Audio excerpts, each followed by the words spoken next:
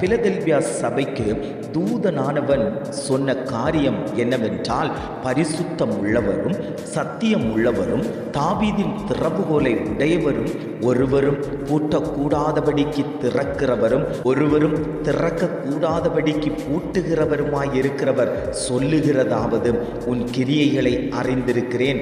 உனக்கு கொஞ்சம் பலன் இருந்தும் நீ என் நாமத்தை மறுதலியாமல் என் வசனத்தை கை கொண்டபடியினாலே இதோ திறந்த வாசலை உனக்கு முன்பாக வைத்திருக்கிறேன், அதை ஒருவனும் பூட்ட மாட்டான்.